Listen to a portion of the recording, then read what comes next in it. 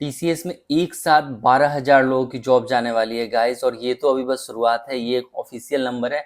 Unofficial number काफ़ी ज़्यादा हो सकता है। तो क्या आने वाले टाइम में एआई आपकी भी जॉब छीन लेगा? क्या एआई की वजह से आपकी भी जॉब खतरे में है? तो इस बारे में आज हम लोग बात करने वाले हैं। तो टीसीएस जैसी कंपनी, जिसे इंडिया में सेमी गवर्नमेंट कंपनी का दर्जा दिया गया है, कि अगर आपने इंजीनियरिंग कर ली, टीसीएस में आपकी जॉब लग गई, तो मतलब आपकी लाइफ सेटल है, आपका पूरा का पूरा लाइफ सेटल है, आपका जॉब सिक्योर्ड है। बट अब ऐसा कुछ नहीं है। एआई की वजह से टीसीएस जैसी सेमी गवर्नमेंट कंपनीज के अंदर भी ले ऑफ का सिलसिला शुरू हो गया है और उनके कंप्लीट वर्कफोर्स का 2% ले ऑफ में जाने वाला है। मतलब कि 12,000 लोगों को कंप्लीटली बाहर निकाला जा रहा है। और ये तो बस एक ऑफिशियल नंबर है। अनऑफिशियल नंबर काफी ज्यादा होने वाला है, क्योंकि टीसीएस की पॉलिसी चेंज होने वाली है। तो अगर आप भी आईटी में जॉब करते हो, तो क्या एआई की वजह से आपकी भी जॉब जाने वाली है? आने वाले टाइम में आप अपनी जॉब को आईटी सेक्टर के अंदर कैसे बचा सकते हो, चीजों पे बात करने वाले हैं गाइस। तो आज की वीडियो में हम लोग बात करने वाले हैं कि टीसीएस के अंदर जो ये 12,000 लोगों का ले ऑफ हुआ है, उसका एग्जैक्ट रीजन क्या है, और आने वाले टाइम में अगर आप आईटी सेक्टर के अंदर जॉब कर रहे हो तो आप अपनी जॉब को कैसे सिक्योर कर सकते हो। तो सबसे पहले बात कर लेते हैं कि टीसीएस के अंदर जो ये 12,000 लोगों का ले ऑफ हुआ है, क्या ये एआई की वजह से हुआ है? क्या इसके पीछे एग्जैक्टली एआई वजह है या कुछ और है? तो टीसीएस के अंदर से जो स्टेटमेंट आई है, जो टीसीएस के सीईओ का स्टेटमेंट आया है कि जो ये 12,000 लोगों का ले ऑफ किया जा रहा है टीसीएस के अंदर, ये एआई की वजह से नहीं है। बट हकीकत कुछ और है गाइस, ये आपको भी पता है। कहीं ना कहीं यहाँ पे एआई काफी बड़ा रोल प्ले कर रहा है। जब से एआई मार्केट में आया है, काफी चीजें ऑटोमेटेड होती जा रही है। मतलब एआई काफी सारी चीजें खुद से करता जा रहा है। जो नंबर ऑफ मैन फोर्स जहाँ पे 10 लग रहे थे, वहां पे अब 2 लोगों की रिक्वायरमेंट है। तो कहीं ना कहीं एआई यहाँ पे रिस्पॉन्सिबल है। बट जो टीसीएस की तरफ से स्टेटमेंट आया है, वो ये आया है कि ये जो 12,000 लोगों का ले ऑफ किया जा रहा है टीसीएस के अंदर, 12,000 लोगों की जो जॉब जाने वाली है, वो स्किल मिसमैच की वजह से गई है। तो अब बात कर लेते हैं स्किल मिसमैच के बारे में कि ये स्किल मिसमैच क्या है, जो टीसीएस के अंदर से स्टेटमेंट आया है कि ये स्किल मिसमैच की वजह से जॉब जा रही है।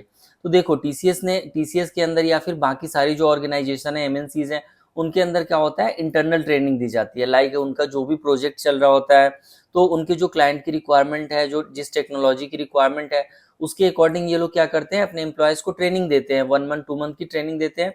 मान लो 1 मंथ की दे रहे हैं, या 15 डेज, 2 वीक, 3 वीक, जितने भी दिनों की ट्रेनिंग दे रहे हैं, ताकि ये क्या हो जाए, उस टेक्नोलॉजी के अकॉर्डिंग अपने आप को ढाल लें।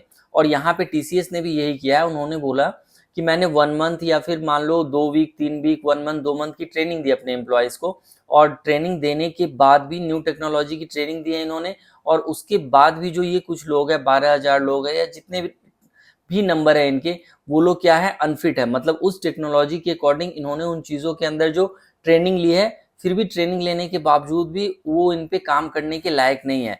मतलब कि अब वो उस स्किल के अंदर, जिस प्रोजेक्ट में उस स्किल की रिक्वायरमेंट है, उसके अंदर वो फिट नहीं बैठते हैं। तो क्लाइंट की जो रिक्वायरमेंट है, उसके अकॉर्डिंग ये फिट नहीं बैठते हैं। तो इन्हें क्या किया जा रहा है, बाहर किया जा रहा है। बट यहाँ पे कहीं ना कहीं एआई का ही रोल है गाइस। एआई की वजह से ही ऐसा होता है। अभी क्या हो रहा था कि अगर आप देख लो कि किसी की टीसीएस में जॉब लग गई है। मैं एक नॉर्मल एग्जांपल देता हूँ। अभी अपने जो हमारी सिचुएशन है, करंट सिचुएशन है, कि अभी मान लो 5 साल पहले या अभी करंट सिचुएशन में किसी की इंजीनियरिंग के बाद टीसीएस में जॉब लग गई। तो टीसीएस में जॉब लगने के बाद लोग ये सोच रहे थे कि चलो, अब तो टीसीएस में जॉब लग गई है, तो अब इन जॉब के साथ साथ हम अपना जो एक हॉबी है, एक पैशन है, उसको फॉलो कर सकते हैं। मतलब कि वो अपने आप को अपग्रेड नहीं कर रहे हैं। वो क्या कर रहे हैं, टीसीएस में जाने के बाद अपना एक जो अलग हॉबी है, जो एक अलग चीजें करनी है उन्हें, वो भी साथ साथ कर रहे हैं। तो अब ऐसा बिल्कुल नहीं है गाइस। सपोज कर लो कि मान लो आप पिछले 5 साल या 8 साल से विजुअल बेसिक में काम कर रहे हो, डॉट नेट में काम कर रहे हो, किसी प्रोजेक्ट में जावा के पुराने टूल पे काम कर रहे हो, या फिर आप जीएस के पुराने बिल्कुल कोर कॉन्सेप्ट पे वर्क कर रहे हो। बट अभी के टाइम में काफी सारी चीजें चेंज हो गई हैं। तो अगर आपने अपने आप को उसके अकॉर्डिंग नहीं चेंज किया, तो जिस टेक्नोलॉजी में प्रोजेक्ट आ रही है, फिर वहां पे आप काम करने के लायक नहीं हो और उस प्रोजेक्ट में आपको नहीं लिया जाएगा। तो यहाँ भी टीसीएस के अंदर भी यही हुआ है। काफी सारे लोग हैं, ये बिल्कुल लो लेवल पे नहीं हुआ है, ये मिड लेवल और हायर लेवल पे हुआ है। तो उन्होंने ये बोला है कि बहुत सारे लोग जो काफी टाइम से टीसीएस के अंदर हैं, उन्हें एक नई टेक्नोलॉजी के बारे में ट्रेनिंग दी गई, बट ट्रेनिंग लेने के बावजूद भी इन लोगों की जो स्किल है, वो मैच नहीं कर रही है क्लाइंट की जो रिक्वायरमेंट है, जिस प्रोजेक्ट में, जिस नई टेक्नोलॉजी की रिक्वायरमेंट है, जिसमें उन्होंने ट्रेनिंग ली है। बट ट्रेनिंग लेने के बावजूद भी वो क्या कर रहे हैं, अब उसमें वो इतने एक्सपर्ट नहीं हो पाए हैं कि वो उस काम को कर पाए। तो अब एक नॉर्मल एग्जांपल ले लेते हैं गाइस, कि अगर आप 20 to 30 के बीच में हो, तब जो आपकी ग्रैस्पिंग पावर होती है, फिर आपकी लर्निंग जो होती है वो काफ़ी ज़्यादा होती है। बट 35 प्लस होने के बाद, 40 के नियर 35 प्लस होने के बाद ये क्या होती है, ये कम हो जाती है। तो वहाँ पे अगर आपके पास सिर्फ और सिर्फ एक ही वर्क नहीं होता है, लाइक आपको सिर्फ और सिर्फ टाइम ये नहीं मिलता है कि आप जा रहे हो, ऑफिस जा रहे हो, आके कोडिंग कर रहे हो, फिर वापस ऑफिस जा रहे हो, आपके पास फैमिली रिस्पॉन्सिबिलिटी भी होती है। तो उस टाइम पे लोगों के पास टाइम कम होता है और वो अपने स्किल को अपग्रेड नहीं कर पा रहे हैं एक्चुअली में। तो प्रॉब्लम यहीं पे हो रही है, जो लोग 40 के नियर है, 35 प्लस है और कंपनी में 10 साल या काफ़ी टाइम से वर्क कर रहे हैं, तो उन लोगों को इन ले ऑफ में बाहर किया जा रहा है, ये बोल के कि ये स्किल मिसमैच की वजह से हो रहा है। तो कहीं ना कहीं कुछ हद तक ये बात है कि अगर आप अपने आप को ट्रेन नहीं कर पा रहे हो, आप नई चीज़ें नहीं सीख रहे हो, तो ये आने वाले टाइम में काफ़ी बड़ा नंबर होने वाला है गाइस। तो एक्चुअली जो टीसीएस के अंदर स्किल मिसमैच है वो यही है, उनका जो एक प्रॉपर स्टेटमेंट है वो यही है कि जो करंट प्रोजेक्ट है उसके अकॉर्डिंग जो हमारे ये कुछ करंट एम्प्लॉयज़ हैं, उन्होंने अपने आप को ट्रेनिंग के बावजूद भी ट्रेन नहीं किया, तो क्लाइंट के अकॉर्डिंग अब ये चीज़ें वहाँ पे नहीं बैठती हैं, तो उन्हें बाहर किया जा रहा है गाइस। तो करंटली सिचुएशन जो है वो टीसीएस के अंदर ये है। बट आने वाले टाइम में क्या ये सिर्फ टीसीएस में होने वाला है? बिल्कुल नहीं। आने वाले टाइम में ये आईटी सेक्टर के हर एक कंपनी में होने वाला है गाइस, लाइक विप्रो हो गया, इन्फोसिस हो गया, या फिर मिड लेवल की कंपनीज हो गई, स्मॉल लेवल की कंपनीज हो गई। हर कंपनी के अंदर आपको एआई का इम्पैक्ट दिखने वाला है, मतलब एआई की वजह से जॉब जाने वाली है। अब बात कर लेते हैं कि इसमें एआई किस तरीके से रोल प्ले कर रहा है। तो अब एक मैं नॉर्मल एग्जांपल लेता हूं, जैसे मान लो कि कोई भी प्रोजेक्ट बन रहा है, तो उसके अंदर मेरी एक क्यूए की टीम है। तो क्यूए की टीम में क्या हो रहा था, मैनुअल टेस्टिंग हो रहा था। जैसे आपका कोई भी एक मॉड्यूल बना है, अब उस मॉड्यूल के अंदर मान लेते हैं 8-10 लोग हैं, जो एक क्यूए की टीम है, और वो क्या कर रही है, बैठ के उस प्रोजेक्ट के अंदर अपना क्यूए का सारा पॉइंट कर रही है, टेस्ट केसेस लिख रही है, उसके ऊपर वर्क कर रही है। बट एआई के आने के बाद से ये क्या हो गया, जितने भी ये टेस्ट केसेस है, ये सारी चीजें ऑटोमेटेड हो गई है। जैसे ही ऑटोमेटेड हो गई, तो जहां 10 लोग 8 लोग मिलकर इस काम को कर रहे थे, अब 2 लोग कर रहे हैं। तो मान लो 10 में से अगर 2 लोग कर रहे हैं, तो 8 लोगों की तो रिक्वायरमेंट यहाँ पे खत्म हो गई, एआई ने उन 8 लोगों की रिक्वायरमेंट बंद कर दी है। तो यहाँ पे एआई का रोल है, यहाँ पे एआई इंपैक्ट कर रहा है। अब मान लेते हैं जो क्यूए के बारे में मैंने बात की, सेम चीज अगर मैं डेवलपमेंट के बारे में बात कर लेता हूँ, तो मान लो काफी सारे नए टूल्स आ गए हैं, जैसे कर्सर हो गया, आपका चैट जीपीटी हो गया, और भी बहुत सारे टूल हैं जो बहुत ज्यादा इंपैक्ट कर रहे हैं डेवलपमेंट के फील्ड में भी। कि जो चीजें आपको, आप एक टाइमलाइन दे रहे थे, आपको कोई एक प्रोजेक्ट मिला है, उसकी एक गाइडलाइन मिली है, तो आपने एक टाइमलाइन दे दिया कि मैंने इसे 1 मंथ में 8 लोग मिलकर कंप्लीट कर सकते हैं, या 3 या 4 वीक में कर सकते हैं। अब क्या हुआ है, एआई के आने के बाद ये लोगों को पता है कि ये जो 1 मंथ का टारगेट है, ये 1 वीक में हो सकता है, 2 वीक में हो सकता है। तो वहां पे, और मान लो कि 8 लोग मिलकर कर रहे थे, तो अब 4 डेवलपर मिलकर इस काम को कर सकते हैं। तो रेस्ट 4 की तो रिक्वायरमेंट नहीं है, क्योंकि जो एआई है वो काफी सारी चीजें खुद से करता जा रहा है। तो यहाँ पे इम्पैक्ट होने वाला है गाइस, और यहाँ पे एआई का रोल प्ले कर रहा है। यहाँ पे एआई काफी बड़ा रोल प्ले कर रहा है, लोगों के वर्कफोर्स को कम करते जा रहा है, कंपनी की कॉस्ट कटिंग हो रही है। अब दूसरे फील्ड की भी बात कर लेते हैं, प्रोजेक्ट मैनेजर की बात कर लेते हैं, प्रोजेक्ट मैनेजमेंट की बात कर लेते हैं। उसमें भी एआई काफी बड़ा रोल प्ले कर रहा है, और हर जगह कहीं ना कहीं एआई इन्वॉल्व हो रहा है, और एआई की वजह से यहाँ पे जो मैन फोर्स है वो कम होती जा रही है।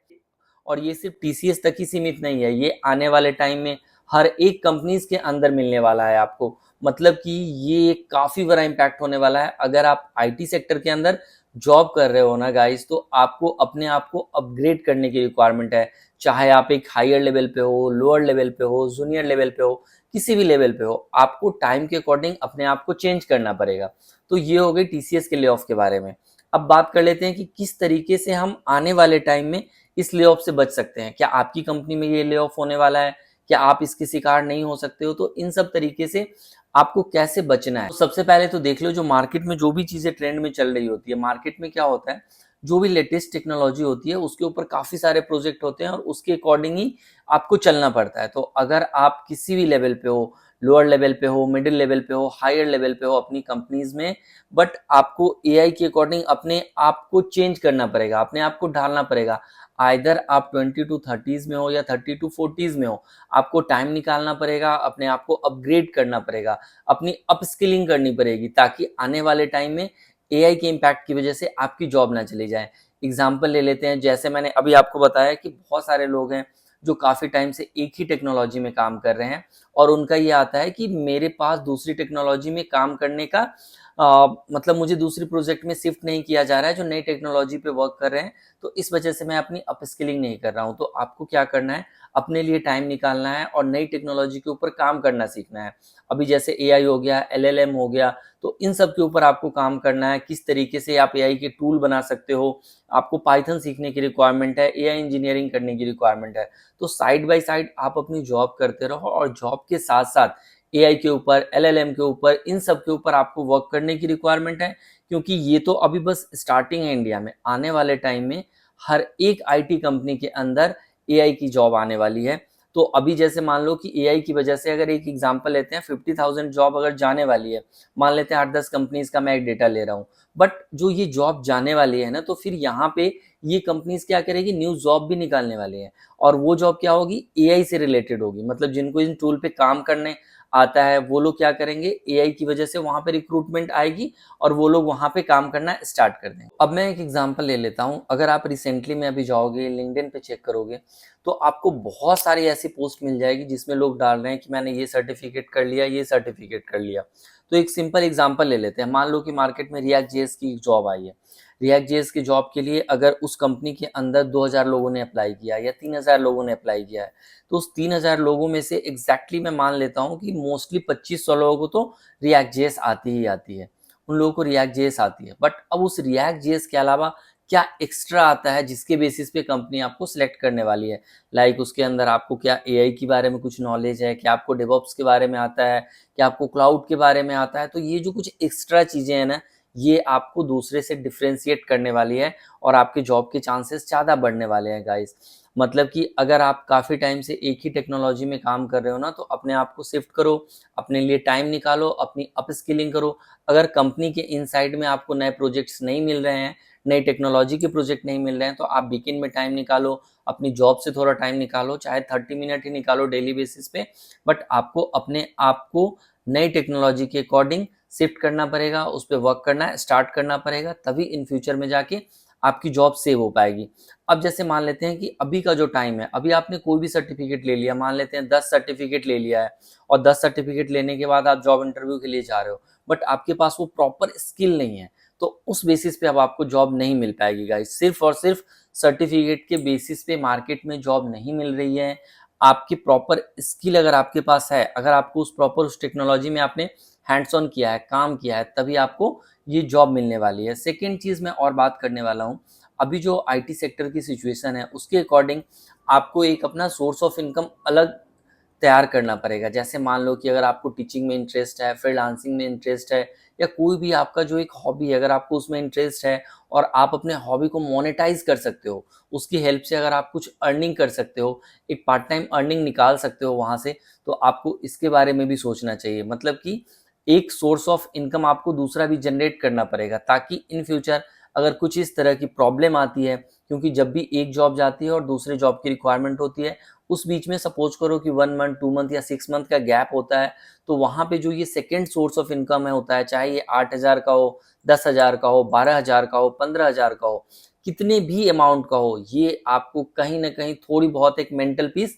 देगा। तो सोर्स ऑफ इनकम के साथ साथ अब आपको एक चीज और करनी है कि अब आपको हमेशा रेडी रहना है कि किसी भी कंपनी के अंदर, अगर टीसीएस जैसी कंपनी जिसको सेमी गवर्नमेंट का दर्जा दिया गया है, उसने 12,000 लोगों को बाहर का रास्ता दिखा दिया है, तो ये किसी भी कंपनी में हो सकता है, ये आपकी कंपनी में भी हो सकता है और किसी दूसरे ऑर्गेनाइजेशन में भी हो सकता है। तो इसके लिए अगर आपको इस ले ऑफ वगैरह से बचना है, तो सबसे पहली चीज आपको क्या करना है, अपने आप को चेंज करना होगा, अपने आप की अपस्किलिंग करनी पड़ेगी, अकॉर्डिंग टू मार्केट जो भी न्यू टेक्नोलॉजी है वो आपको सीखना पड़ेगा। अभी जैसे एआई आया है, एलएलएम आई है, एआई एलएलएम आपको सीखना ही पड़ेगा किसी भी हालत में।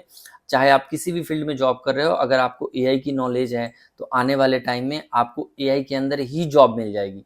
सेकेंड चीज़ हो गई, आपको अपनी नेटवर्किंग अच्छी करनी पड़ेगी। मान लो कि जैसे आपकी कंपनी के जो लोग हैं, अगर आपकी नेटवर्किंग अच्छी है, आपके प्रोजेक्ट मैनेजर्स के साथ आपका रिलेशन सही है, आपके कलीग्स के साथ सही है, इन फ्यूचर क्या होता है ना कि ये आईटी में लोग शिफ्ट होते रहते हैं, एक कंपनी से दूसरी कंपनीज में जाते हैं, तो मे बी मान लो कहीं और ये रिक्रूटमेंट निकली है और अभी आपके पास जॉब नहीं है, तो उस केस में क्या होता है, जो ये नेटवर्किंग है वो काफ़ी हेल्प करता है।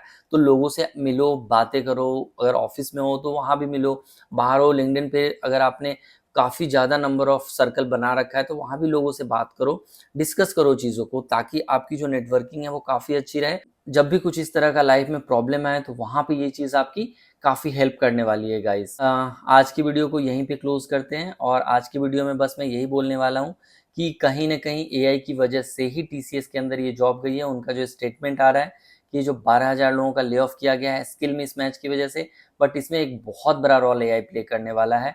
और आने वाले टाइम में अगर आप आईटी सेक्टर के अंदर जॉब कर रहे हो गाइस, तो आपको अपनी स्किल के ऊपर वर्क करना पड़ेगा, अपना नेटवर्क सही करना पड़ेगा, अपना सोर्स ऑफ इनकम चेंज करना पड़ेगा, एक एक्स्ट्रा सोर्स ऑफ इनकम भी रेडी करना पड़ेगा, जिसकी हेल्प से इन फ्यूचर आपकी जॉब क्या होगी, सेफ रहेगी। तो मिलते हैं फिर नेक्स्ट वीडियो में। Thank you so much. अगर आपको ये वीडियो अच्छा लगा तो वीडियो को लाइक कर देना गाइस, चैनल को सब्सक्राइब कर लेना, और आपका कोई भी क्वेश्चन होना तो कमेंट में डाल देना, उसके ऊपर मैं ट्राई करूंगा कि कंप्लीट वीडियो लेके आऊँ guys. Thank you so much.